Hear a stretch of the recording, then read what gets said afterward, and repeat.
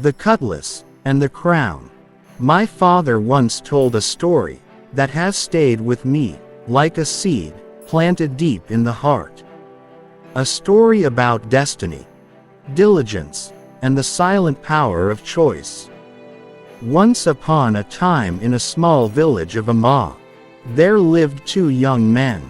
They were very close friends from childhood. One's name was Ubaka, and the other was Oba.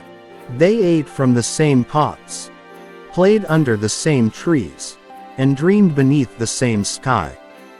As they grew older, curiosity about what the future holds began to trouble their hearts. They wanted to know what lay ahead, whether their lives would be ordinary or marked by greatness. So, with anxious hope and youthful confidence, they decided to consult an oracle. After the rituals were performed and the dust settled, the seer spoke. To the first young man, Ubaka, the oracle said, "You have a great destiny. You shall become a king. Men will serve you." To the second man, Oba, the oracle declared, "You shall be a servant, and you shall labor so hard." The words fell heavily between them. Ubaka, who was promised kingship, felt instantly transformed. His shoulders rose, his chest puffed out, and pride took root in his heart.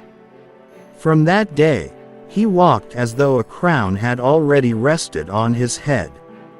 He stopped working hard, dismissed advice, and spent his days indulging in pleasure, believing destiny would deliver greatness to him without effort. "Why should I struggle?" he thought, "when I am destined to rule? It has been proclaimed that money shall obey me and men will serve me." But the other young man named Oba, the one branded a servant by prophecy, was pierced to the soul. Anger, pain, and confusion wrestled within him. "What have I done to deserve this?" he asked himself. "Why must my future be written in chains? Why should I be in servitude all the days of my life? What must I do to be free from this negative proclamation upon me?" He pondered in his heart. That night, sleep refused to visit his eyes. As dawn broke, a decision was born in his heart. Oba rose, picked up his cutlass and hose, and walked far into the jungle, far beyond comfort, far beyond fear. There, surrounded by thick bushes and stubborn trees, he chose to fight back, not against the oracle, but against laziness, despair, and resignation. Every morning before the sun fully rose, he cleared land. Every evening long after the birds had gone quiet, he planted seeds. When his muscles screamed in pain and exhaustion wrapped around him, like a heavy cloak, he would speak to his body and say, "You cannot be tired. I refuse to be a slave."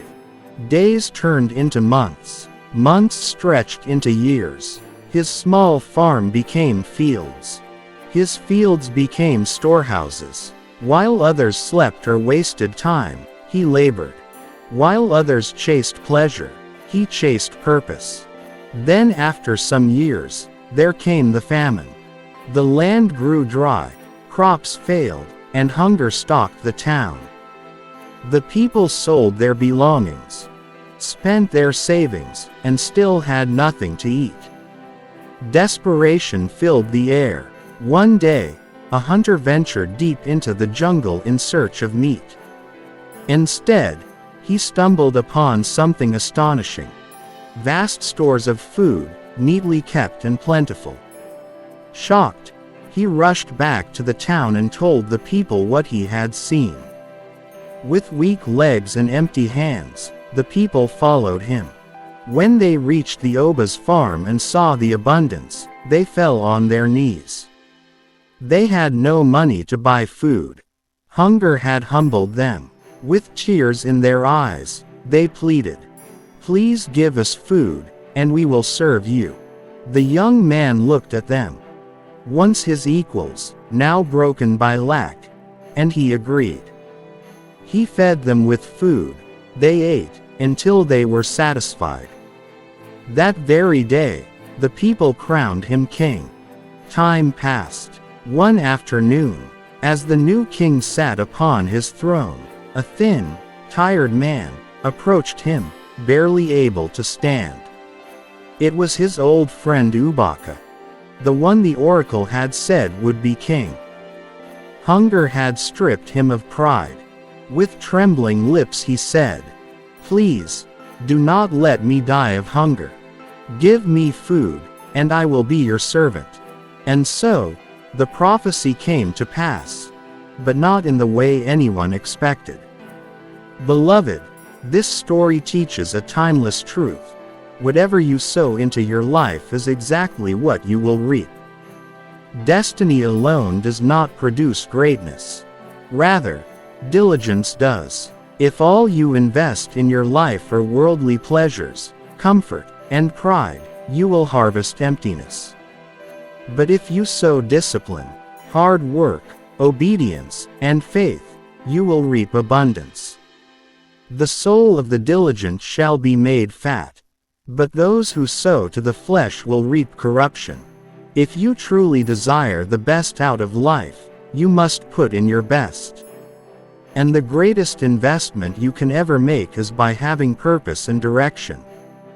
Be diligent to your work and ask God to bless the works of your hands. Then, you will enjoy the lasting reward. Can I ask you this question? What are you sowing into your life today? Comfort or commitment? Pleasure or purpose? Pride or diligence? Tomorrow's harvest is already being planted today. Thank you very much for watching.